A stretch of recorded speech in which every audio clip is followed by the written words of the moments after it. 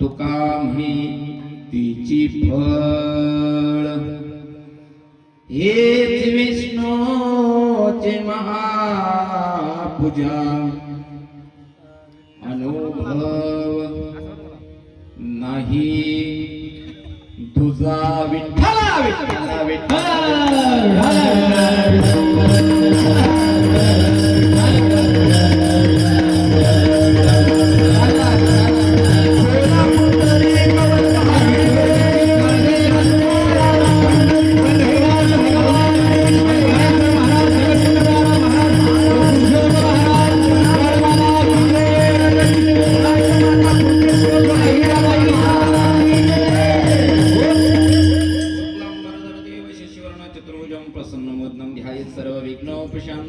सिद्धार्थ सिद्ध्यर्थ पूजतो येसुरासुरे सर्व विघ्नर्थ तस्मै गणाधिपतये नमः सर्व मंगल मांगल्ये शिवे सर्वार्थ साधिके शरण्ये त्र्यंबके गौरी नारायणी नमस्तुते समचरण सरोजं सान्द्रनीलाम्बुदाभं जगन्निहित पाणिं मण्डनं मण्डनानां तरुण तुलसीमाला कंदरं कञ्जनेत्रं सदयधवलहासं विठ्ठलं चिन्तयामि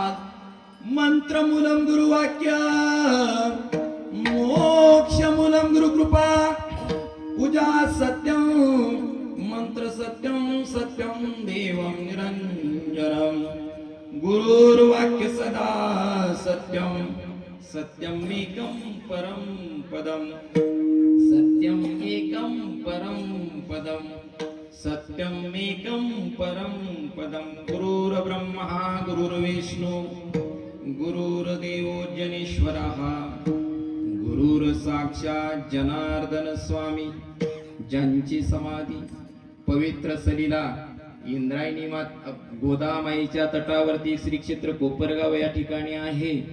तस्मै श्री ओम जनार्दनाय नमः. जयांची केलिया स्मरण होय सकळ विद्यांचे अधिकरण ते जीवन श्री चरण श्री गुरूंचे ते नमस्कारोनी आता. स्वामी काज गुरु भक्ती स्वामी काज गुरु भक्ती पितृवचन सेवापती हेच विष्णूची महापूजा अनुभव किंवा अनुभव नाही तुझा. श्रीमंत श्री जगद्गुरु तुकोबाराय या अभंगातून विष्णूच्या महापूजेचं स्वरूप सांगतात. विठ्ठल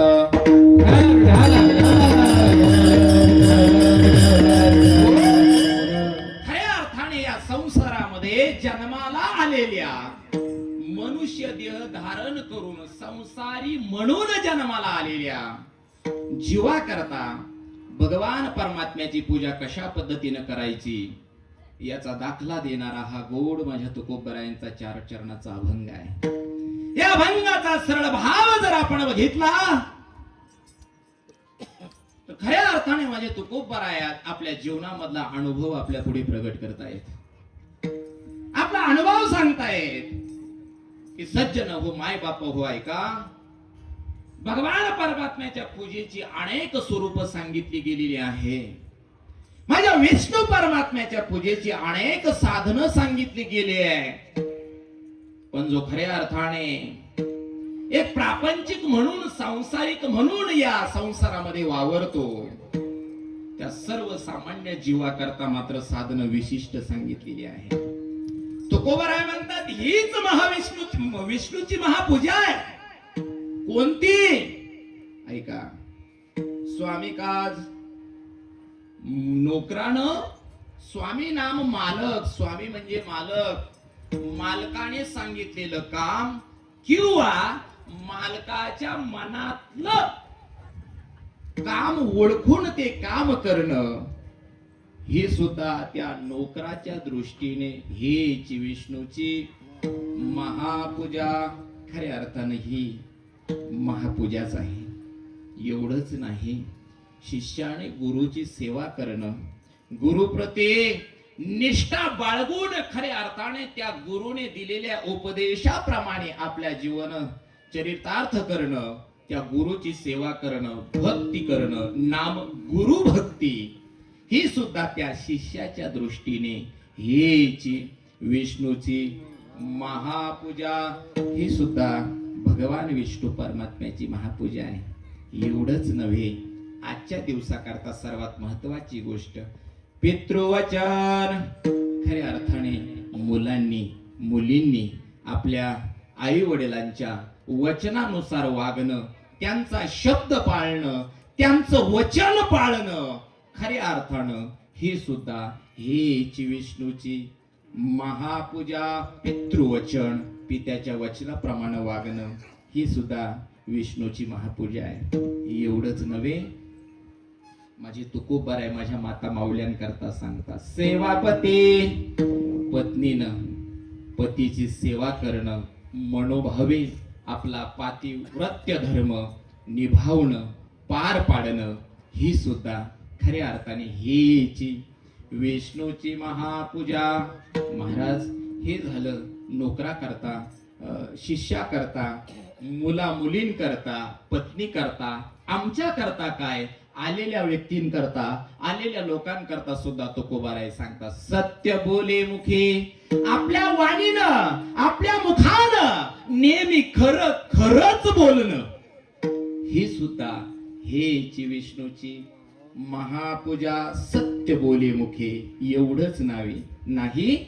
दुःखे अनेकांच्या दुःखवे अनेकांच्या दुःखे एवढंच नाही, तर दुसऱ्याला झालेलं दुःख पाहून तेच दुःख आपल्या अंतःकरणाला होणं ही सुद्धा विष्णूची महापूजाच आहे. एवढंच नाही, जो परमार्थ करणारा साधक असतो ना, त्या साधका करता तुकोबाराय शेवटच्या चरणात सांगतात, त्या साधकाने आपल्या साधनावरती आरूढ होऊन माझ्या भगवान परमात्म्याच्या प्राप्ती करता एक निश्चय बाळगून खऱ्या अर्थाने त्या निश्चयाप्रती निष्ठा बाळगून आणि त्या निश्चयानं आपलं मार्गक्रमण करणं, निश्चयानुसार करणं ही सुद्धा निश्चयाचे बळ तुका म्हणे तेची फळ. खऱ्या अर्थाने ही सुद्धा विष्णूची महापूजाच आहे.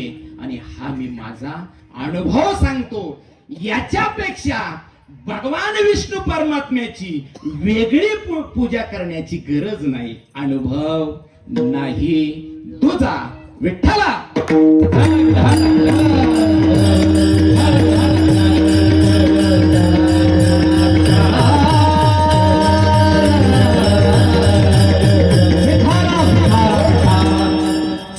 या अभंगावरती आपल्याला चिंतन करायचं आहे, परंतु या अभंगावरती माझ्या अल्पशा मतीनुसार चिंतन करण्यापूर्वी संप्रदायाच्या नियमाप्रमाणे आज आपण या ठिकाणी किम निमित्त किम कारणम अत्र आगताः या ठिकाणी का आलो याचं कारण सर्वांना सुपरिचित आहे. मला वाटतं मला मगाशी कळाला हा विषय की खऱ्या अर्थाने असे सोहळे आपल्याला या समाजामध्ये दुर्मिळ पद्धतीने बघायला मिळत असतात. आणि म्हणून खऱ्या अर्थाने आपला असणारी ही साकूर नगरी, भगवान श्री बिरोबारायांची ही नगरी, आणि या नगरीतील असणारी ही जांभूळवाडी, एक छोटंसं खेड, छोटंसं गाव, आणि या गावातील असणारे याच गावचे भूमिपुत्र, याच गावात लहानचे मोठे झालेले, अगदी वयाची 75 ज्यांनी गाठली ते आमचे मामा आदरणीय श्री मल्हारी गोविंदा खेमनर. आमच्या या मामांची आज 75, अर्थात हा अमृत महोत्सव आपल्या सर्व नातलग आत्पेष्ट सगळे सोयरे सर्वांच्या या ठिकाणी उपस्थितीमध्ये भव्य दिव्य स्वरूपाचा हा पार पडत आहे.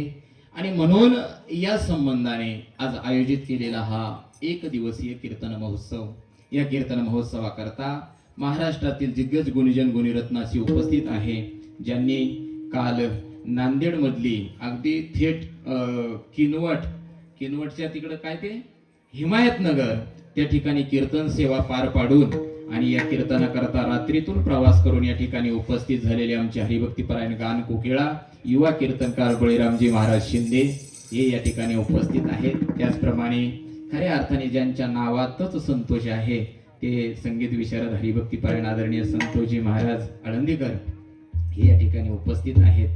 आमच्या संत ज्ञानेश्वर माऊली वारकरी शिक्षण संस्थेतील ही सगळी छोटी छोटी बालबच्चे बालगोपाल कंपनी ही आहेत उपस्थित. त्याचप्रमाणे या गोपालांना घडवणारे आणि जवळजवळ सर्वांच्या सुपरिचित असणारे आदरणीय हरिभक्तीपरायण कृष्णा महाराज जोगदंड यांची गोड अशी मृदुंगाची साथ आहे.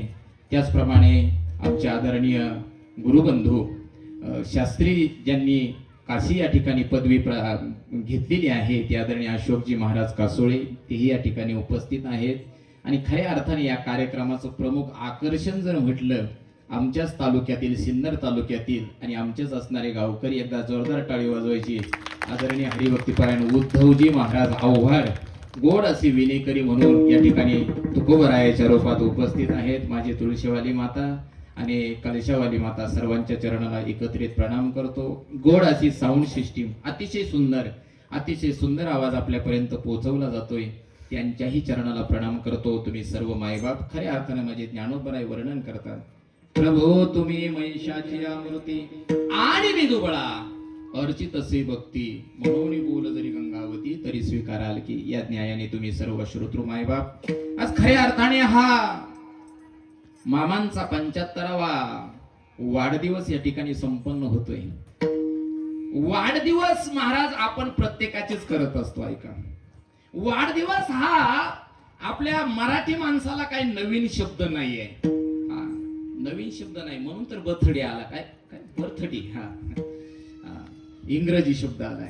पण ऐका महाराज, वाढदिवस हा चौका चौकामध्ये बोर्ड असतात अनेक. मग आजही मला वाटतं या ठिकाणी आपले साकूरमधील असणारे ज्येष्ठ श्रेष्ठ सर्व मंडळी विविध राजकीय क्षेत्रातील असतील, सामाजिक क्षेत्रातील असतील, सांस्कृतिक क्षेत्रातील असतील, आध्यात्मिक क्षेत्रातील असतील, सर्व मंडळी या ठिकाणी उपस्थित आहे. अनेक चौका चौकामध्ये फ्लेक्स, बॅनर, बोर्ड आपण बघत असतो. छोट्या छोट्या मुलांचेही वाढदिवस साजरे केले जातात. हो, जावेत.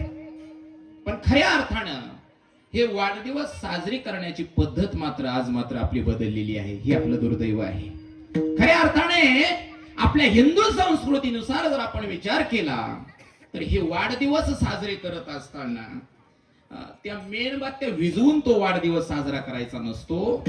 मेणबत्त्या पेटवून अर्थात दिवा लावून आणि 5, किमान 5, जास्तीत जास्त मग किती विषम संख्येमध्ये तुम्ही घ्या, पण किमान 5, 7, 9, 11 अशा सुवासिनींच्या माध्यमातून आणि औक्षण करून तो वाढदिवस साजरा केला जावा. खऱ्या अर्थाने ही आपली संस्कृती आहे, ही आपली हिंदू परंपरा आहे. पण असू द्या, खऱ्या अर्थाने मग आपण आज हा वाढदिवस हा आगळा वेगळा का मी म्हणतोय त्याचं कारण मी सांगेन. थोडासा शास्त्राचा जर ढांडोळा घेतला, आपण थोडासा ज्योतिषशास्त्राच्या माध्यमातून जर विचार केला, किंवा आपलं धर्मसिंधू नावाचा ग्रंथ आहे, या शास्त्राच्या माध्यमातून थोडासा आपण विचार केला, आपण लहान मुलांचे जे वाढदिवस साजरे करतो ना दादा, ते वाढदिवस एक आनंद उत्सव म्हणून साजरे करत असतो. आनंद उत्सव. माझा मुलगा 1 वर्षाचा झाला, 2 वर्षाचा झाला, 3 वर्षाचा झाला, 10 वर्षाचा झाला, 22 वर्षाचा झाला, 25 वर्षाचा रौप्य महोत्सव म्हणून आपण हा आनंद उत्सव साजरा करतो. पण एक ऐका, ज्या व्यक्ती 50च्या पुढे जातात ना, खरं तर त्यांचे वाढदिवस साजरे झाले पाहिजे महाराज. का झाले पाहिजे? ऐका, तो वाढदिवस नसतो, तो म्हणायला वाढदिवस असतो, पण खऱ्या अर्थाने ती एक प्रकारची शांतीच असते. विठाला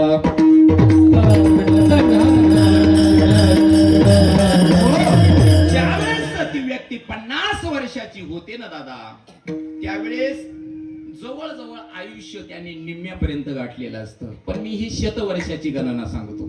हा, आता निम्म्यापर्यंत कुठं आलंय ते आता मलाही सांगता येणार नाही, इतकं अवघड झालंय. पण ऐका, 100 जर आपण 100चा विचार केला तर निम्म्यापर्यंत 50शीत येत असती ती गोष्ट. आणि म्हणून तदनंतर 50 नंतर मात्र शरीर गलित गात्र, एक एक अवयव गलित व्हायला सुरुवात होते. एक एक, मग कधी डोळ्यानं दिसायचं कमी होतं, कानाने ऐकायचं कमी होतं, हळूहळू एक एक अवयव क्षीण होत जातो. आणि म्हणून त्या व्यक्तीचं एक प्रकारचं आरोग्य ते बिघडत चालतं. आणि म्हणून 50 नंतर त्या व्यक्तीला आवश्यकता असते ती विशेषत्वाने आयुष्यापेक्षा आयुष्य किती मिळतंय याला महत्व नाही, ते निरोगी किती राहणार आहे याला महत्व ठरतं. ही गोष्ट महत्वाची ठरते. आणि म्हणून खऱ्या अर्थाने त्या व्यक्तीला उत्तम प्रकारचं आरोग्य लाभावं म्हणून 50व्या वर्षी वाढदिवस करत असताना एक प्रकारची शांती केली जाते, 55व्या वर्षी शांती केली जाते, 60व्या वर्षी हिरक महोत्सव होतो, 65व्या वर्षी, 70व्या वर्षी. ही एका एका शांतीची नावं त्या ग्रंथामध्ये दिलेली आहे. आता सर्वच काही मी पाठ केली नाही, ही एका एका शांतीची नावं आहे. तसं 75 वर्षाचं ज्यावेळेस एखाद्या व्यक्तीचं वय होतं त्यावेळेस त्या व्यक्तीचा वाढदिवस करत असताना 75 दिवे त्या ताटामध्ये लावून आणि त्या 75 दिव्यांनी त्या असणाऱ्या व्यक्तीला ओवाळायचं असतं, औक्षण करायचं असतं सुवासिनींच्या माध्यमातून. आणि खऱ्या अर्थानं माझ्या भगवान परमात्म्याकडे त्या व्यक्ती करता उत्तम आयुष्य तर हवंच आहे, परंतु उत्तम आरोग्य त्या भगवान परमात्म्याकडे मागायचं असतं. आणि म्हणून हा ऐंद्री नावाची शांती खऱ्या अर्थाने या 75व्या वर्षी केली जाते. मायबाप पुढे 80 वर्ष ज्यावेळेस पूर्ण होतात, 81वं वर्ष लागतं, त्यावेळेस बळीराम महाराज त्या व्यक्ती करता सहस्रचंद्र दर्शन सोहळा केला जातो. सहस्रचंद्र दर्शन का बरं? आता काय 81वा वाढदिवस नाही, परंतु सांगून जाईल मी एका वाक्यात. कारण त्या व्यक्तीनं वयाच्या 81 वर्षापर्यंत या जगत या मृत्यू लोकामध्ये 1000 वेळा चंद्राचं दर्शन केलेलं असतं. 1000 वेळा म्हणजे प्रत्येक तिथीनुसार त्याचं गणित आहे, त्याचा मी विस्तार करत नाही. विस्तार केला तर खूप विस्तार होईल त्याचा. पण 1000 वेळा तो चंद्र पाहिला जातो, म्हणून त्या वाढदिवसाला नाव असतं सहस्रचंद्र दर्शन सोहळा. 85वा वर्ष, 90वा वर्ष, 95वा वर्ष आणि सरते शेवटी शताब्दी. जर जगलाच एखादा व्यक्ती तर त्याची शताब्दी केली जाते आणि मोठ्या डामडौलामध्ये तो 100वा वाढदिवस मृत्युंजय महामृत्युंजय शांती करून खऱ्या अर्थानं तो साजरा केला जात असतो. अशा प्रकारे हे वाढदिवस करत असताना एक प्रकारे ती शांतीच असते, कारण त्याही व्यक्तीला आरोग्याच्या दृष्टीने शांती हवी असते. म्हणून तर माझे बळीराम महाराज, नामदेव महाराज एका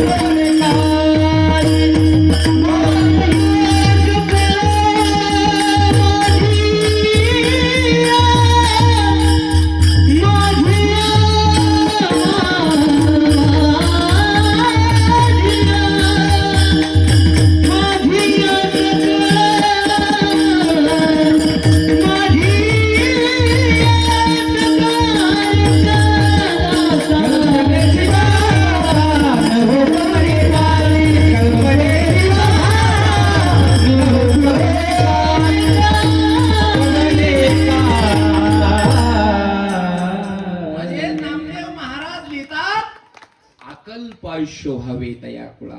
त्याच्या कुळाला जो हरीचा दास आहे, माझ्या सकळा हरीच्या दासा, माझे जे हरीचे दास आहे. नाही हरीचे दास नाही, हरी ज्यांचा दास झालाय अशा दासांच्या कुळाला अकल्प स्वरूपाचं आयुष्य व्हावं, आयुष्य मिळावं, त्या व्यक्तीला आयुष्य मिळावं.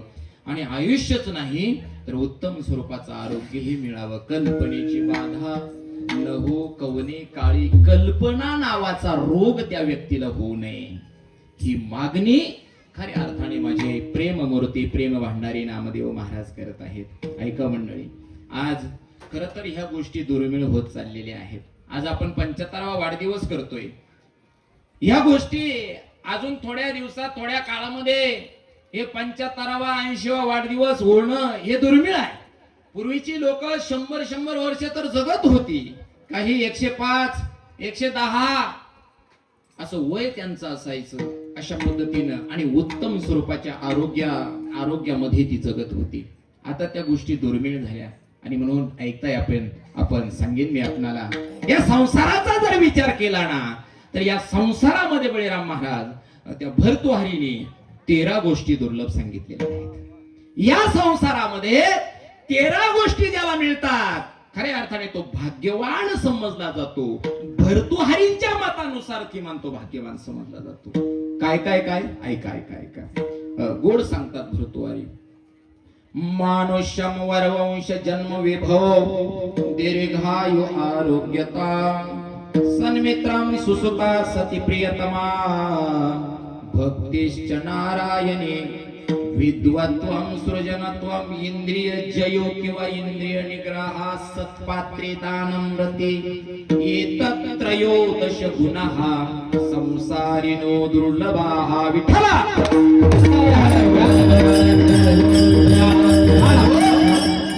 कोणत्या गोष्टी दुर्लभ आहे भर्तृहरी फार गोड सांगतात मनुष्य देह मिळणं अतिशय दुर्लभ आहे दुर्लभ जाना नरदेह दुर्लभ जाना नरदेह दुर्लभ जाना वर्षाची गाना वर्षाची गाना वर्षाची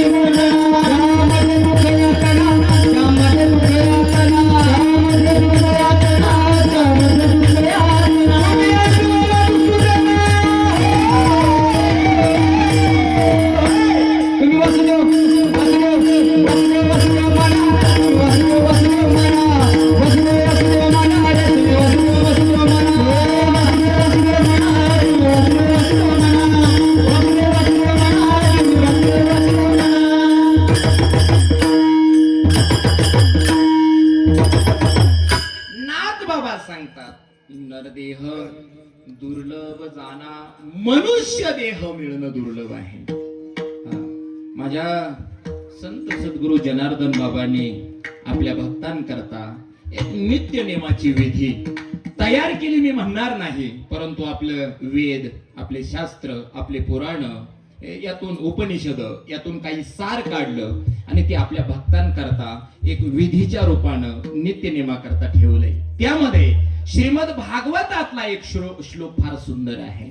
भागवतकार वर्णन करतात, दुर्लभो मानुषो देहो देहिनां क्षणभंगुराः तत्रापि दुर्लभम मन्ये वैकुंठ प्रिय दर्शनम. मनुष्य देह मिळणं दुर्लभ आहे. एवढंच नाही, खर तर भर्तृहरी सांगतात मानुष्यम, अरे मनुष्य देह मिळणं दुर्लभ नाहीये. ऐका साकुरकर, माणसं काय या समाजामध्ये थोडी नाही, जवळजवळ 650 कोटीचा आकडा पार करून गेलेली आहे. माणसं थोडी नाही, पण त्या माणसामध्ये माणूसपणा असणारी माणसं मात्र थोडी आहे. विठ्ठला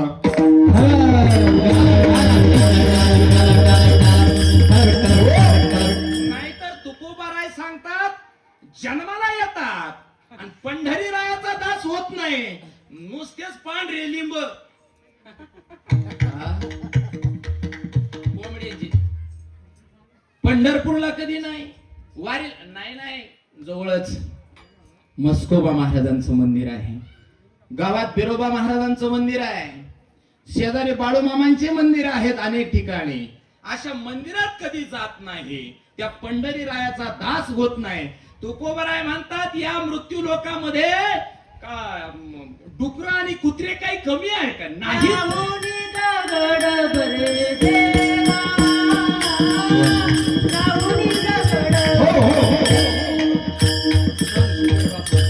नाही तरी काय थोडी श्वान सुंदरे बाहुडी, श्वान सुंदरे बाहुडी, श्वान सुंदरे बाहुडी, आणि तरी श्वान सुंदरे बाहुडी, श्वान सुंदरे बाहुडी, श्वान सुंदरे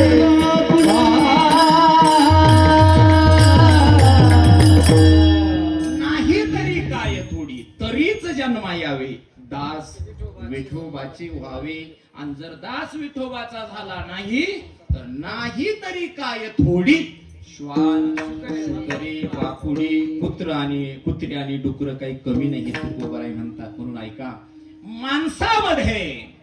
माणसामध्ये माणूसपणा असणं ही गोष्ट दुर्लभ आहे गड्या.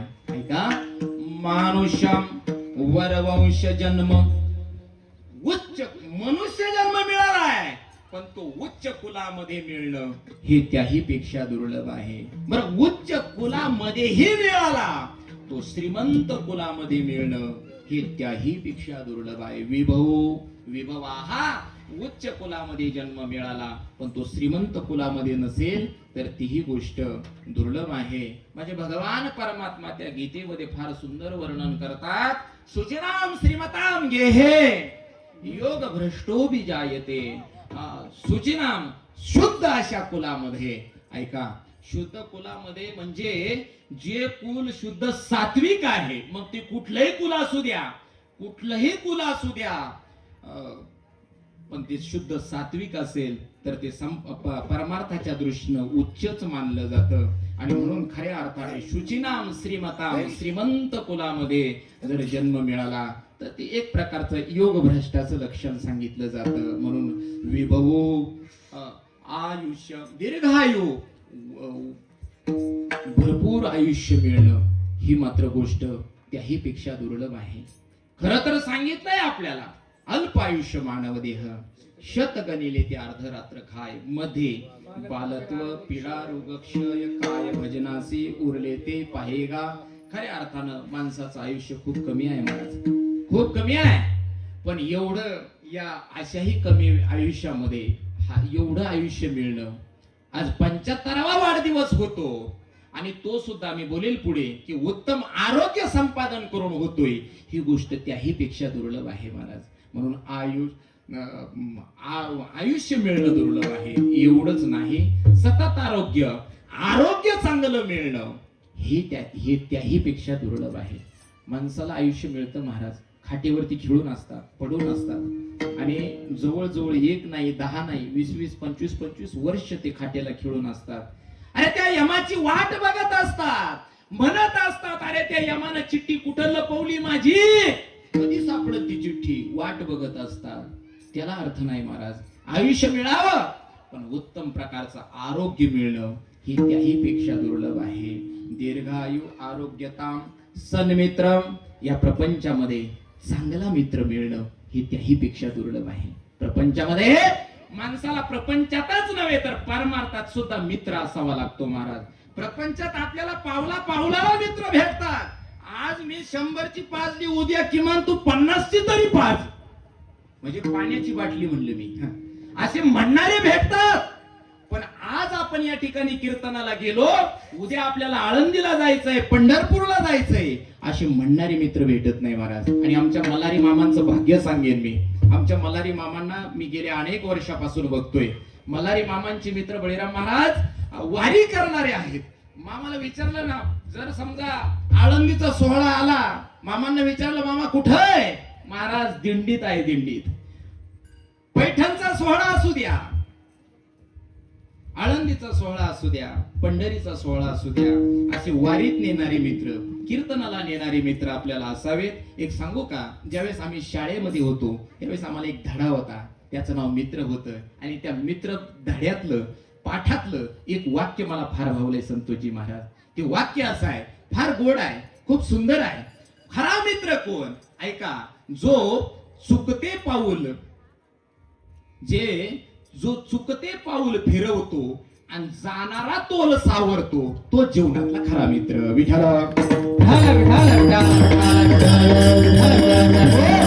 काय जर चुकीचा पडायला लागला तर चुकते पाऊल फिरवतो, अरे हे तुझं चुकतंय, आणि त्याला जो फिरवलं जातं. आणि एखाद्याचा जर तोल जायला लागला, तो जर पाचच्या पुढे लेजिम खेळत यायला लागला तर जो जाणारा तोल सुद्धा सावरतो. किंवा प्रपंचामध्ये जर आर्थिक समस्येमध्ये, आर्थिक गर्तेमध्ये, आर्थिक अडचणीत जर तो सापडला आणि त्याचा जर तोल जायला लागला तर त्याचाही तोल जो सावरतो ना, तोच संसारातला खऱ्या अर्थानं चांगला मित्र असतो. विठ्ठल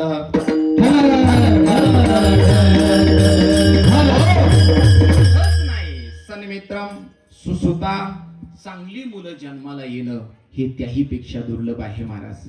हा विषय आत्ताच्या दृष्टीनं फार महत्वाचा झालाय. आज आपण राबतोय, कष्ट करतोय, पळतोय, आपल्या मुलाबाळांकरता संपत्ती कमवतोय, अरे हाडाची काढ, रक्ताचं पाणी, रात्रीचा दिवस करतोय, म्हणजे दिवसा झोपा काढतोय हे मला म्हणायचं नाहीये, पण एवढं काबड कष्ट करतोय. सायासे करीसी प्रपंच दिननिसी, अशा पद्धतीनं करतोय. परंतु एक गोष्ट मात्र तो विसरतोय, हे करत असताना मात्र आपल्या मुलांच्या संस्काराकडे तो लक्ष देत नाही आणि तीच गोष्ट त्याच्याकडून राहून जाते.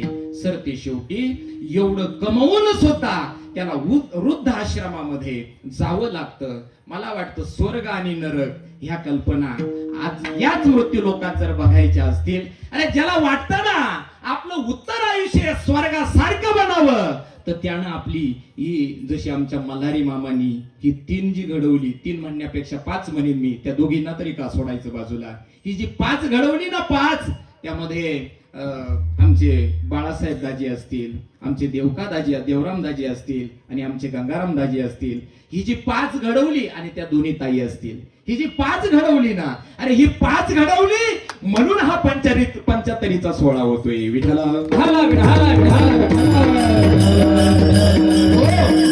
सुसुता सती प्रियतमा गोड बोलणारी पत्नी असावी महाराज, हे त्याही पेक्षा दुर्लभ आहे. आता कर्कश संगती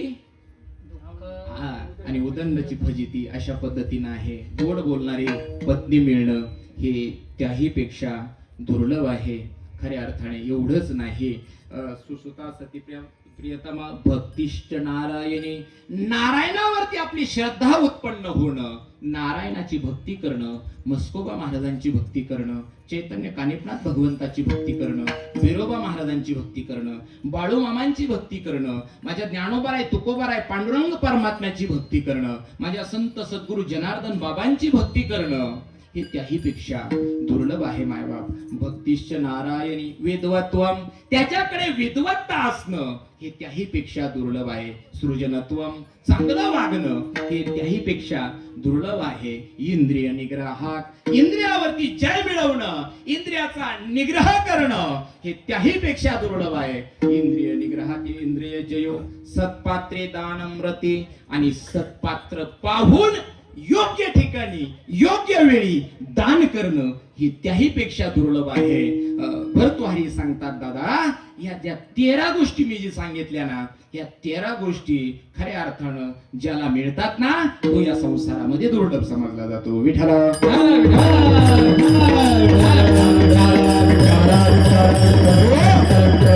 त्यामधला एक मुद्दा गेला, भक्ती करणं हे त्याही पेक्षा दुर्लभ आहे. महाराज भक्ती भगवान परमात्म्याची भक्ती करणं, त्या भक्तीच्या प्रकार सांगितलेले आहेत. 9 स्वरूपाची भक्ती सांगितलेली आहे. तुका म्हणे नवविध भक्ती जाणे तोची शुद्ध 9 प्रकारची भक्ती सांगितलेली आहे. आता याचा मी जास्त काही विस्तार तुम्हाला असं कोड्यात टाकणार नाही.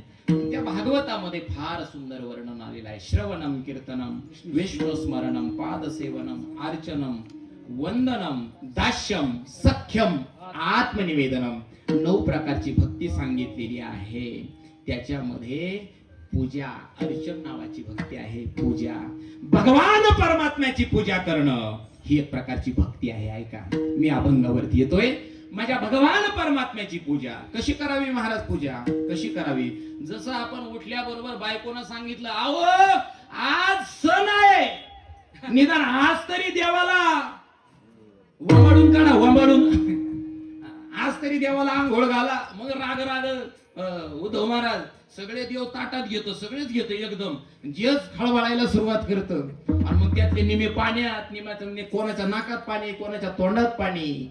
ही पूजा नाही, ही पूजा नाही. पूजा शास्त्र असं सांगतंय, यथा देहे तथा देवे. अरे जसे उपचार आपण या देहाचे करतो ना, जसं अगदी सांगू का, तुमच्या भाषेमध्ये तुमचं छोटस बाळ असावं आणि त्या बाळाला तुम्ही नावदो घातल्यानंतर जसं त्या बाळाच्या डोळ्यात काजळ घालणं, त्याला टीका लावणं, गंध लावणं वगैरे जसं त्याची काळजी घेऊन तुम्ही करताना, तद्वत माझ्या भगवान परमात्म्याला स्नान घालावं. हिवाळा असेल तर गरम पाण्याने घातलं पाहिजे, उन्हाळा आला तर थंड पाण्याने त्याला स्नान घातलं पाहिजे. त्याला उबदार कपडे हिवाळ्यामध्ये वापरली पाहिजे, त्याला जाळीची अगदी साधी कपडे त्याला उन्हाळ्यामध्ये घातली पाहिजे. अशा पद्धतीनं जसं आपण आपल्या बाळाकरता करतो, यथा देहे तथा देवे, जसं देहाचे उपचार करतो त्याप्रमाणे त्या भगवान परमात्म्याची पूजा केली पाहिजे. पण तुम्ही म्हणाल महाराज आम्हाला मरायला सवड नाही, कारण आमच्या पाठीमाग काम भरपूर आहे. आम्ही संसारातली माणसं आहोत, आम्ही प्रापंचिक माणसं आहोत, आज मल्हारी मामा करता, मल्हारी मामाच्या प्रेमा करता हा वेळ काढलाय म्हणून तुमच्या पुढे बसलोय. आणि तुम्ही एवढी अवघड भक्ती आम्हाला सांगता. अरे जी भक्ती द्वापार युगामध्ये केली गेली तेवढी अवघड भक्ती आम्हाला जमणार नाही. आम्ही प्रपंचातले आहोत. आमच्या करता सोपी भक्ती सांगा. त्यावेळेस माझे तुकोबर आहे तिथं सुद्धा मागे थांबले नाही. माझ्या तुकोबर आहे या प्रपंचिका करता 14 जणांकरता 4 प्रकारची भक्ती. कामामध्ये काम काही म्हणा राम राम जाईल भवा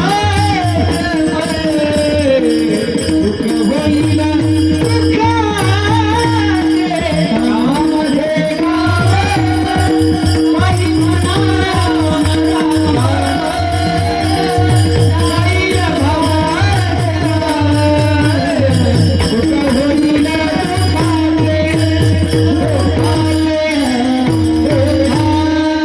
महाराज तुमच्या बळीराम महाराजांनी सांगितलं कामामध्ये काम काही म्हणा राम राम.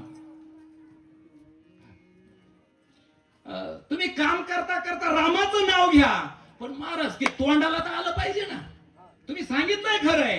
अरे कामामध्ये आमच्या डोक्यात आज काय केलं उद्या काय करायचं हे प्रपंचातली कामं आमच्या डोक्यात आहे. ही सुद्धा जरा आम्हाला अवघड वाटते. हे तुम्ही सांगितलं ना हे सुद्धा आम्हाला साकोरकरांना अवघड वाटतंय. आता मग त्यांच्याच पार्टीतून बोलावं लागेल कारण निवडून यायचं आपलं हे नाही निवडून नाही यायचं. ऐका हे सुद्धा जरा अवघड वाटतंय. मग माझे तुकोपर आहे तुमच्यासारख्या किंवा आपल्यासारख्या सर्वसामान्य सांसारिक जीवा करता भक्ती सांगतात. 14 जणांना 4 प्रकारची भक्ती सांगितली अभंगाच्या पहिल्या चरणात.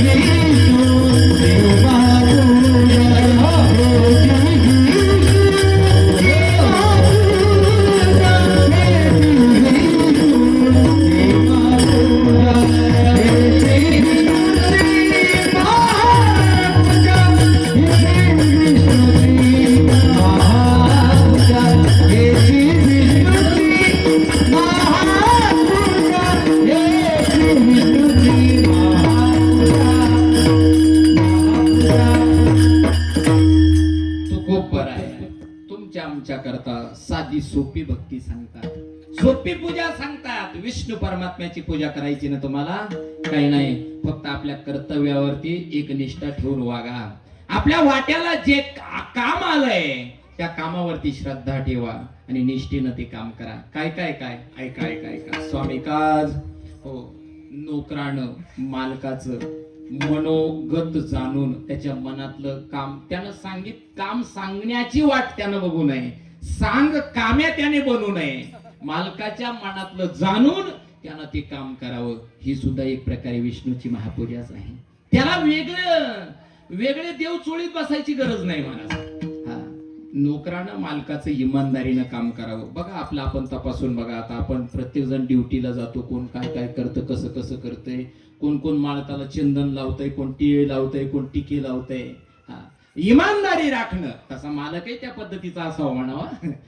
इमानदारीनं काम करणं ही सुद्धा विष्णूची महापूजा आहे. मला इथेही थांबायचं नाही, मला त्याच्या पुढे जायचं आहे. स्वामी काज गुरु भक्ती, आपल्या गुरुवरती श्रद्धा ठेवावी. आपल्या गुरुने जे वचन दिलं त्या वचनावरती संताची पायी हा माझा विश्वास, त्या वचनावरती विश्वास ठेवावा. जसं ज्ञानोबा आहे त्या 13व्या अध्यायामध्ये गुरुची लक्षणं, शिष्याची लक्षणं सांगतात. शिष्यानं गुरुचं त्या कशा प्रकारे एकनिष्ठ राहिलं पाहिजे त्याचं वर्णन करतात. तद्वत त्याप्रमाणे आपलं जीवन जगावं, ती भक्ती असावी. मला वाटतं त्यानं सुद्धा वेगळी विष्णूची महापूजा करण्याची गरज नाही. आणि याच्याकरता प्रख्यात उदाहरण लांबचं नाही, तुमच्याच तालुक्याच्या शेजारचा तालुका, पलीकडचा पारनेर तालुका. त्या पारनेर तालुक्यामध्ये पिंपळनेर नावाची भूमी आहे, श्री क्षेत्र भूमी आहे. त्या पिंपळनेर मध्ये अवतरित झालेले संत शिरोमणी श्री निळोबाराय महाराज, ज्या निळोबारायांनी तुकोबाराय वैकुंठाला गेल्यानंतर, वैकुंठ गमन झाल्यानंतर भक्ती केली, तुकोबारायांचा धावा केला, विष्णू परमात्म्याची, पांडुरंग परमात्म्याची वेगळी भक्ती करण्याची गरज पडली नाही, तरी सुद्धा पांडुरंग तिथं आला. ही गुरुनिष्ठा आहे, ही गुरुनिष्ठा आहे. आणि म्हणून त्या पद्धतीनं मला इथंही थांबायचं नाही. पितृवचन इथं मला यायचंय. सेवापती पुढचंही सांगून जातो. पत्नीनं पतीची सेवा करणं, अगदी सांगू का, शपथ प्रमाण आहे. तुका म्हणे पतिव्रता तिची देवावरी श्रद्धा, ही शपथ प्रमाण आहे. पण माझ्या ज्ञानोबरायांच्या भाषेतच जर बोलायचं झालं तर पतीची या माता अनुसरोनी पतिव्रता, पतीच्या मतानुसार जी वागते ना तिचं नाव पतिव्रता आहे. मला वाटतं तिला सुद्धा वेगळी विष्णूची महापूजा करण्याची गरज नाही. आपल्या पतीची सेवा केली. हा, फक्त तो पाचच्या पुढे लेझिम खेळणारा नसावा. पण काही काही मावल्या मला तर वाटतं त्याच खऱ्या पतिव्रता असतात महाराज. लेझिम खेळत आला तरी त्याला जेवायला देतात. तिच्यापेक्षा वेगळी पतिव्रता दुसरी कुठली सांगायची? विठाला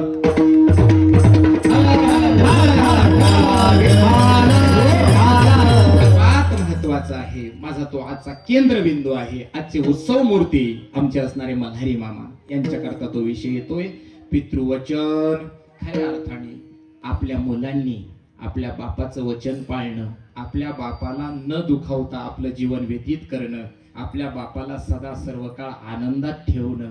मला वाटतं आमचे असणारे बाळूदाजी असतील, देवरामदाजी असतील किंवा गंगारामदाजी असतील किंवा आमच्या त्या दोन्ही ताया हे असतील महाराज, हा त्या मग इथे दोघी जणी ना, मग एक ताई आणि ताया असं असू द्या.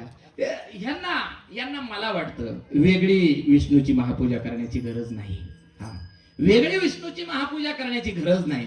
त्याचं कारण सांगेन महाराज मी आपणाला. खरंच अगदी साधं सरळ व्यक्तिमत्व. आता अभंगात बोललं की ते मामांचं व्यक्तिमत्वाचं वर्णन येणारच आहे. ऐका, अगदी जवळजवळ मला वाटतं आज आमच्या आत्यांना जाऊन जवळजवळ मला वाटतं 16 वर्ष पूर्ण होतील. आता झालीत, बहुतेक झालीत.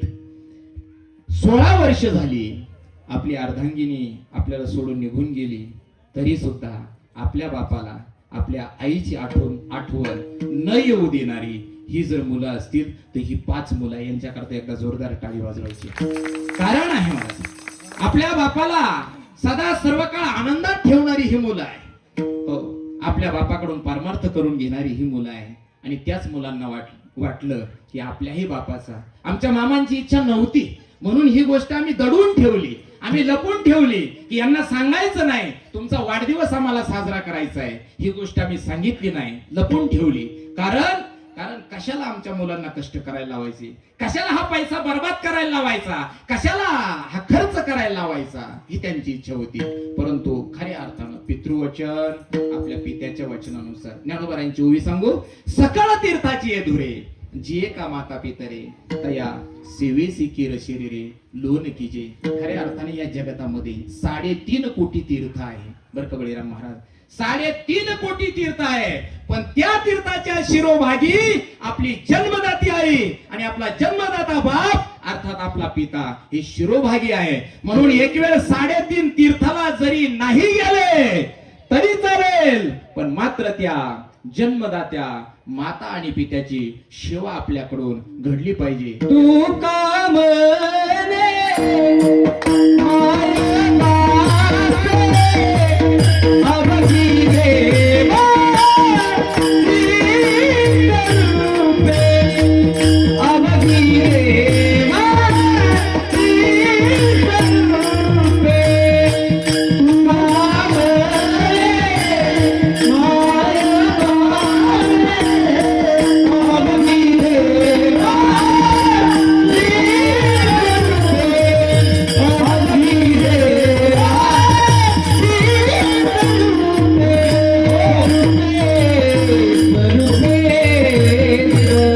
का म्हणे माय बापे अवघी देवाचीच रूपे. सांगू तुम्हाला त्या धर्मसिंधू मध्ये फार गोड वर्णन आलेलं आहे महाराज. जीवतोर वाक्य करणात प्रत्युत्तम भूरी भोजनात गयायाम पिंडदानश्च त्रिभिः पुत्रस्य पुत्रता. त्या पुत्राची जर पुत्रता सिद्ध करायची असेल तर त्याने आपल्या आई वडिलांच्या वचनानुसार आपल्या पितरांच्या वचनानुसार वागलं पाहिजे. गोड उदाहरण माझ्या रामायणातलं बघा.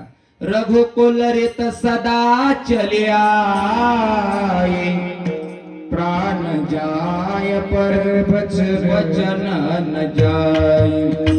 रघुकुल रीत सदा चल्या प्राण जाय पर वचन न जाय. रघुकुल रीत सदा चले आए प्राण जाय वचन न जाए. रघुकुल रीत सदा चले आए प्राण जाय पर वचन न जाए. मंगल भवन प्रभु शरदा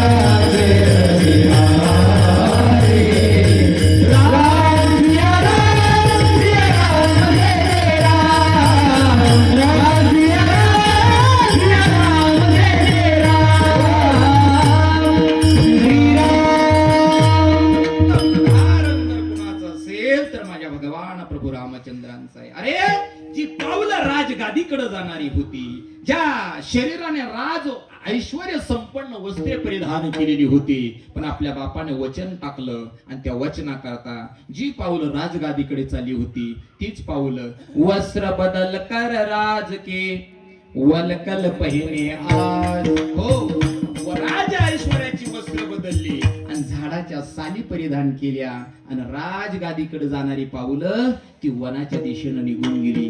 हा जगतातला सर्वात मोठा आदर्श आहे महाराज. हो, हा सर्वात मोठा आदर्श आहे. म्हणून पितृवचन सेवापती माझे तुकोबाराय सांगतात, मला वाटतं ह्या जर 4 गोष्टी केल्या ना, खऱ्या अर्थानं हेच विष्णूची महापूजा असणार आहे. याच्यापेक्षा दुसरा अनुभवच नाही. विष्णूची महापूजा, विष्णूची महापूजा, विष्णूची महापूजा, विष्णूची महापूजा.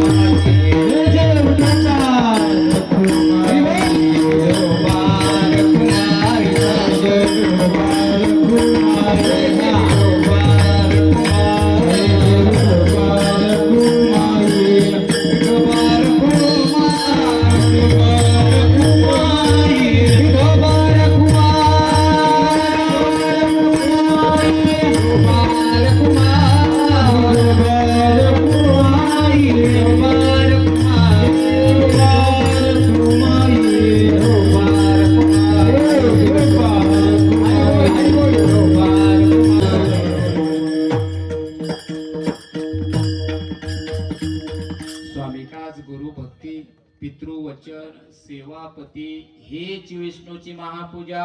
अनुभव नाही तुझा तुकोबाई सांगतात. याच्यापेक्षा वेगळा अनुभव काय सांगायचा महाराज? याच्यापेक्षा वेगळा काय सांगायचा? अजून सांगू, आमच्या मामांचं जर जीवन बघितलं तुम्ही, मल्हारी मामांचं, तर या तिसरं चरण तर पुरेपूर लागू होतं. सत्य बोले मुखे दुखवे अनेकांच्या दुःखे. तुकोबाराय सांगतात, वाणीनं खरं बोलणारा असावा. महाराज आजकाल कीर्तनकार सुद्धा खरं बोलत नाही हो. राहतात साकूरमध्ये आणि सांगतात आलो नाक्यावर, काय फाट्यावर. खरं नाक्यावर नाही, खरं बोलणं ही सुद्धा विष्णूची महापूजा आहे. खरं बोलणं, सत्य बोले मुखे, वाणीनं नेहमी खरं बोललं पाहिजे. साच आणि मवाळ, मितले आणि रसाळ, शब्द जैसे कल्लोळ अमृताचे ऐसी मुखे अमृताची वाणी, देह देवाची कारणी. अशा प्रकारे त्याचं बोलणं असावं. कोणाला टोचून बोलणं नसावं. प्रत्येकाचं हित होईल असं ते बोलणं असावं. म्हणून सत्य बोले मुखे दुखवे अनेकांच्या दुःखे, दुसऱ्याच्या दुःखानं दुःखी होणारी व्यक्ती असावी. बघा तुम्ही मल्हारी मामा, माझ्यापेक्षा तुम्हाला जास्त अनुभव आहे मल्हारी मामांचा. एखाद्याला जर दुःख झालं ना महाराज, तर सहज गत्या टचकन लगेच आपल्या हे डोळ्यात पाणी आणणारी ती व्यक्ती आहे. आज लोक दुःखी आहेत, पण ती स्वतःच्या दुःखाने नाही महाराज. दुसऱ्याला सुख झालंय म्हणून ही दुःखी आहे. दुसऱ्यानं ट्रॅक्टर घेतलाय, याला घेवत नाही म्हणून हा दुःखी झालाय. हे चुकीचं आहे. खरं तर दुसऱ्याला सुख झालं की आपणही सुखावलं पाहिजे. आणि जर दुसऱ्या जीवाला दुःख झालं तर आपण सुद्धा दुःखी झालं पाहिजे. दुःखवे अनेकांच्या दुःखी, हेच विष्णूची महापूजा खऱ्या अर्थाने. आणि ऐका मंडळी, तुम्हाला याकरता उत्तम उदाहरण सांगेन आणि मी सेवा संपवतोय. याचा विचार जर करायचा झाला, आई वडिलांची सेवा, त्यांची सेवा करणं, या सेवा करणं ही फार मोठी भक्ती आहे. जर आई वडिलांची सेवा घडली तर जगाचा बाप त्या सेवेला प्रसन्न होऊन येतोय, त्या भक्ताची सेवा करतोय. याकरता उत्तम उदाहरण सांगतो. एकदा भजन करा. विठ्ठल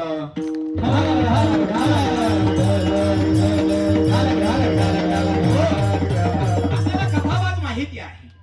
आमच्या पुंडलिक रायानं आई बापाची सेवा केली. कथाभाग सर्वांना माहित आहे. एवढी सेवा केली, एवढी सेवा केली महाराज, एवढी सेवा केली, एवढी सेवा केली, पण देव काही प्रसन्न झाला नाही. पुंडलिक रायाचा एक गोड गैरसमज होता. जरी तुम्ही प्रमाण दिलेलं असलं, तुका म्हणे माय बापेन अवघी देवाचीच रूप आहे, तो त्याला देव बघत नव्हता. त्याला वाटायचं आई बापाची सेवा केली की वेगळा देव प्रसन्न होईल आपल्याला, असं वाटत होतं पुंडलिकाला. परंतु खऱ्या अर्थानं पुंडलिकाला काय भगवान परमात्मा प्रसन्न झाला नाही. पुंडलिकानं विचार केला, अरे किती दिवस या म्हातारीची सेवा करायची, यांनी काही कामं सांगायची ना आपण ती करायची. हे कसली आली सेवा? नाही म्हणजे असला देव भेटायचा नाही. आता जातो, जंगलात जातो, रानात जातो, वनात जातो, तपश्चर्या करतो, तपाला बसतोय. आणि म्हणून पुंडलिक राया आता मात्र तपश्चर्याला जातोय. जंगलामध्ये, अरण्यामध्ये, वनामध्ये, ज्या ठिकाणी एकांत वास आहे त्या ठिकाणी आमचे पुंडलिक राय गेले. एक सांगू तुम्हाला, खर तर भगवान परमात्मा पंढरीला आला त्याचे अनेक पुराणामध्ये अनेक सिद्धांत आहे. कोणी म्हणतं तो गोकुळातून आला, कोणी म्हणतं तो द्वारकेतून आला, कोणी म्हणतं तो वैकुंठातून आला. आणि त्याला वेगवेगळ्या पुराणांचे सिद्धांत आहे. ऐका, माझी वेळ संपली आहे पण त्यातलं सिद्धांत सांगतोय. काही पुराण, पद्म पुराणाचा सिद्धांत वेगळा आहे. स्कंद पुराणाचा सिद्धांत, स्कंद पुराण सांगतं तो गोकुळातून आला. गोकुळीच्या नाही, पुंडलिकाच्या भावार्था गोकुळीहून झाला येता, निज प्रेम भक्ती भक्ता घ्या घ्या आता म्हणत असे. हो, तो गोकुळातून स्कंद पुराण सांगतं. आमचं पद्म पुराण असं सांगतंय की द्वारकेची केने आणि आली याची ठाया. माझा भगवान परमात्मा हा द्वारकेतून आलाय. आणि आमचं विष्णू पुराण असं सांगतोय की वैकुंठीचा देव आणिला भूतळा आणि धन्य तो आगळा पुंडलिक. हो, तो वैकुंठातून आलाय. या मी जी कथा सांगणार आहे ना तुम्हाला, ती विष्णू पुराणातली कथा आहे. ऐका ऐका ऐका. तुको आपलं ज्यावेळेस पुंडलिकानं ती सेवा केली पण देव काही प्रसन्न झाला नाही. पुंडलिक अरण्यात वनात गेला, तपश्चर्येला बसला. पण गुरुवर्य आमच्या सद्गुरु जोग महाराज वारकरी शिक्षण संस्थेचे गाधवर्य गुरुनाम गुरु मामासाहेब दांडेकर नेहमी म्हणायचे, किती जरी झाला संन्यासी पण माध्यान्हासी तोंडवासी, 12ला त्याची भुकीची वेळ सांभाळलीच पाहिजे. आणि म्हणून त्या पुंडलिकाला भूक लागली आणि म्हणून तो मधुकरी आणण्याकरता एका गावात चाललाय. बघा, मधुकरीचा अन्न आणण्याकरता चाललाय, पण रस्त्यानं जात असताना काय झालं, एक गीध पक्षी गिधाडीन आकाश मार्गाने चालली होती आणि तिने आकाश मार्गाने जाता जाता पुंडलिकाच्या अंगावरती घाण टाकण्याचा प्रयत्न केला. आता ती घाण पुंडलिकाच्या अंगावरती पडणार, परंतु पुंडलिक हा तपस्वी होता, ज्ञानी होता, पंडित होता. त्यानं ते अंतर्ज्ञानाने जाणलं आणि आपल्या अंगावरती घाण टाकण्याचं धाडस ही गीध पक्षीन करते, गिधाडीन करते. आणि म्हणून त्यानं राग वरती पाहिलं. महाराज, ती घाण तर जळून भस्म झाली, पण त्या घाणी बरोबर, त्या विष्ठे बरोबर ती गिधाडीन सुद्धा जळून भस्म झाली. आणि हा चमत्कार त्या पुंडलिकाने बघितला. मग पुंडलिकाला वाटलं आता आपल्या तपाचं सामर्थ्य आता वाढलंय, पुंडलिकाचा अहंकार जागृत झाला, अभिमान वाढलाय. आणि आता पुंडलिक त्या अग्रपूर नावाच्या गावामध्ये भिक्षाटना करता आलाय. एका दारात जाऊन उभा राहिलाय, अलग गाजवलेला आहे, भिक्षाम देही, माई भिक्षा वाढा. त्यावेळेस ती माऊली, तिला मात्र भिक्षा वाढण्याकरता उशीर झाला, बराच काळ लोटलाय. आणि मग मात्र ती माऊली भिक्षा घेऊन त्या ठिकाणी, पूर्वीच्या काळी भिक्षा वाढण्याकरता सूप असायचं, आता सूप गेलं, आता फक्त प्यायचंच तेवढं सूप राहिलंय. पूर्वीच्या काळी ते सूप असायचं, त्या सुपामध्ये ती भिक्षा घेऊन आली. त्यावेळेस तो असं राग तिच्याकडे बघत होता, जणू त्या जसं काही त्या गिधाडीन पक्षीकडे जसं बघितलं तसं तिच्याकडे राग बघत असताना तिनं सांगितलं, पुंडलिका, अरे एवढं काय राग माझ्याकडे बघतोस? तुला काय वाटलं जळून भस्म व्हायला काय? तुला ती गिधाडीन पक्षी वाटली मी? अरे हिला कळालं कसं? हिला हे कळालं कसं? अरे मी त्या गिधाडणीकडे बघितलं, गीध पक्षीनीकडे बघितलं, ती जळून भस्म झाली आहे. आणि हिला इकडं कळालं कसं? त्यावेळेस, माई, तुझी भिक्षा नको, पण तुला हे गणिताचं कोड उलगडलं कसं, त्याचं उत्तर मला हवंय. लोटांगण घातलं त्या माऊलीला त्यानं. आणि त्यावेळेस त्यानं तो विचारतोय, पुंडलिक राय विचारतोय, माऊली सांगा, आई साहेब सांगा, हे तुम्हाला माझ्या अंतःकरणात चाललेला हा खेळ कळाला कसा? त्यावेळेस तिनं सांगितलं, बाबा तुला तू भिक्षाटना करता आला, तुला भिक्षा वाढायला मी येणारच होते, पण घरामध्ये मी माझ्या पतिराजाची सेवा करत होती. पितृवचन, सेवापती, मी माझ्या पतीच्या सेवेमध्ये खंड होऊ नये म्हणून तुझ्या भिक्षे करता उशीर झालाय पुंडलिका, म्हणून मला वेळ लागलाय. आणि पुंडलिका ऐक, अरे आई बापाची सेवा सोडून दिली आहे आणि देव प्राप्ती करता निघाला ना, अहंकारानं बरबटलाय, अभिमान जागृत झालाय तुझा पुंडलिका. अरे माई बापाची सेवा सामान्य नाही पुंडलिका.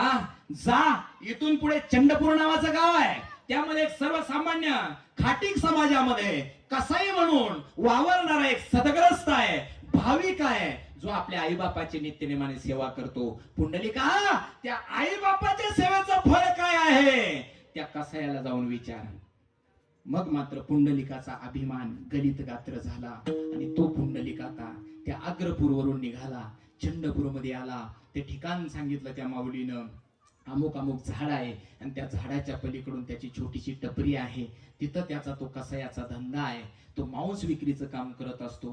पुंडलिकानं पाहिलं, त्या चौकात आला, दुकान विचारलं, त्या दुकानाच्या समोर लांब उभा राहिला आणि पुंडलिक विचार करू लागला, आपण तर हप आहोत आणि त्याच्याकडे जायचं तरी कसं? उद्या साकूरचे लोक काय म्हणतील? म्हणून पुंडलिक तसाच उभा राहिला, बराच काळ उभा राहिला. दिवस मावळतीला गेला, नाही सूर्यास्त झाला आणि त्या कसायानं आपलं दुकान वाढवलंय, म्हणजे दुकान बंद केलं. आणि त्या कसायाचं लक्ष त्या पुंडलिकाकडे गेलं. पुंडलिक तिथंच उभा आहे, जायचं कसं? पण पुंडलिक म्हणला, साकूरचे लोक घरात शिरल्याशिवाय आपण त्या कसायाच्या घरात शिरायचं नाही. मग पुंडलिकाला त्या कसाईने आवाज दिला, पुंडलिक राया, कसली वाट बघताय, या इकडं. पुंडलिक म्हणला, अरे याला माझं नाव माहिती झालं कसं? माझ्या मनातलं जाणलं कसं? या त्या आग्रपूरच्या मातेनं तुम्हाला पाठवलं ना माझ्याकडे, या, मी तुम्हाला सांगतो आई बापाच्या सेवेचा महिमा, आई बापाच्या सेवेचं फळ मी सांगतोय तुम्हाला. पुंडलिक अवाक होऊन विचार करत होता, अरे तिकडं गेलो तर त्या अग्रपूरच्या मातेनंही काही गोष्टी सांगितल्या, पतिसेवेचं फळ सांगितलं. आणि हा सुद्धा अरे पशुज्ञ आहे, पशुची हत्या करणारा आहे. आणि यानं आपल्या अंतकरणातलं जाणलंय. लाजला पुंडलिक आणि त्या कसायाच्या त्या झोपडीमध्ये आतमध्ये गेला. कसायानं त्याला हात धरून आतमध्ये नेलं. पुंडलिकाला सांगितलं, पुंडलिका ऐका, तुम्ही गेल्या जवळजवळ 5-6 तासापासून मला बघत होते. मी बाहेर गिऱ्हाईक आलं की बाहेर यायचो, गिऱ्हाईक झालं की पुन्हा आतमध्ये जायचो, पुन्हा बाहेर यायचो, पुन्हा आतमध्ये जायचो. त्याचं कारण काय होत आहे का? मी आतमध्ये माझ्या आईबापाची सेवा करत होतो. मी माझ्या आईबापांची सेवा करत होतो. इकडच्या खाटेवरती माझे परमपिता श्री माझे बाप आहेत आणि इकडच्या खाटेवरती माझी आई आहे. मी दोघांची सेवा करत होतो पुंडलिका. त्यांनी सांगावा बाळा बाहेर गिऱ्हाईक आलंय. आणि मग ते गिऱ्हाईक देण्याकरता त्यांच्याच आज्ञेनं मी बाहेर यावं. आणि ते गिऱ्हाईक त्या गिऱ्हाईकाला काय पाहिजे तेवढा माल, किलो 1.5 किलो काय ते काळ्या पिशवीतलं द्यावं आणि पुन्हा मी आतमध्ये सेवेला यावं. पुंडलिका चूक केली रे पुंडलिका, जा माघारी जा आणि आपल्या जन्मदात्या माता पित्यांची सेवा करा. पुंडलिकानं त्या कसायाचं दर्शन घेतलं आणि पुन्हा पुंडलिक मागे आले आणि आपल्या जन्मदात्या आई बापाची सेवा करायला सुरुवात केली. महाराज पुंडलिकाने एवढी सेवा केली आई बापाची, एवढी सेवा केली आई बापाची, एवढी सेवा केली आई बापाची. ऐका ना माझा पुंडलिक एवढी सेवा करतोय. आई बाप जर म्हणले ना पुंडलिका आम्हाला दान धर्म करावासा वाटतो रे, लगेच पुंडलिकानं पैसे द्यायचे. त्यांना सांगायचं सत्पात्री दानम्रती, या ठिकाणी दान करा, हो या ठिकाणी दान करा. पुंडलिका अरे त्या साकूर मध्ये मल्हारी मामांचा वाढदिवस चाललाय, तिथं कीर्तन चाललंय, आम्हाला जावं वाटतं रे. पुंडलिकानं लगेच त्या ठिकाणी भक्ती उत्सव ज्या ठिकाणी चालला असेल तिथं नेऊन घालावं. अशा प्रकारे एवढी सेवा माझ्या पुंडलिकानं केली की त्या सेवेकरता अरे कोण म्हणतंय रुक्मिणी रुसून आली म्हणून? पांडुरंग परमात्मा तिच्या पाठीमागे आला. चुकीचा आहे हा, तुमचा गोड गैरसमज आहे. कुठल्या संतांचं प्रमाण तसं नाहीये. रुक्मिणी करता देव आला नाही, तो देव ज्या पुंडलिकानं आई बापाची सेवा केली त्या पुंडलिकाच्या भक्ती करता देव आला. विठ्ठल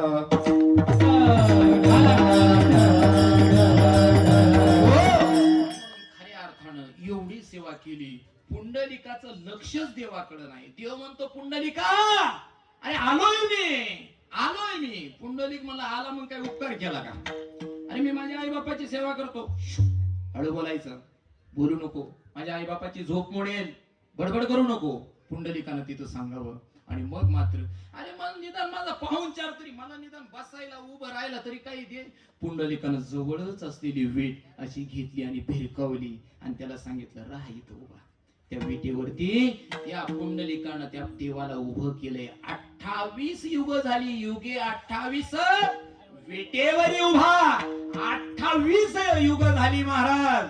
या महाराष्ट्राचं नव्हे तर या भारत देशाचं दैवत माझा पांडुरंग परमात्मा आजही कटीवरती हात, कमरेवरती हात ठेवून उभा आहे. फक्त आणि फक्त पुंडलिका करता नाही, पुंडलिकानं जी माता पित्याची सेवा केली ना त्या सेवेकरता उभा आहे. आणि म्हणून पितृवचन सेवापती. मला वाटतं माझे तुकोबाराय सांगतात भक्तानं निश्चय केला ना ते निश्चय ठीक आहे. ते हेच खऱ्या अर्थानं त्या भक्तीचं फळ आहे. महाराज अभंगाच्या शेवटच्या निश्चयाचे बळ, निश्चयाचे बळ, निश्चयाचे बळ, निश्चयाचे बळ, निश्चयाचे बळ, निश्चयाचे बळ, निश्चयाचे बळ.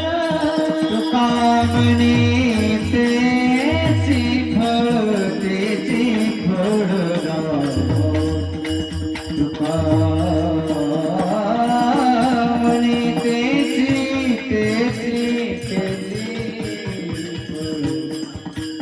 तुका म्हणे तुका म्हणे तेची फळ तुका म्हणे तेची फळ हेची विष्णूची महापूजा, हेची विष्णूची महापूजा अनुभव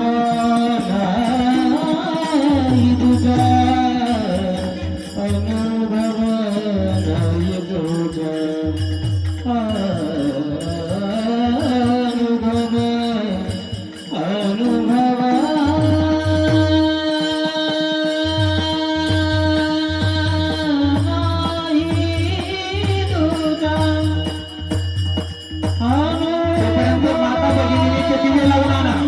औषधाची तयारी करा,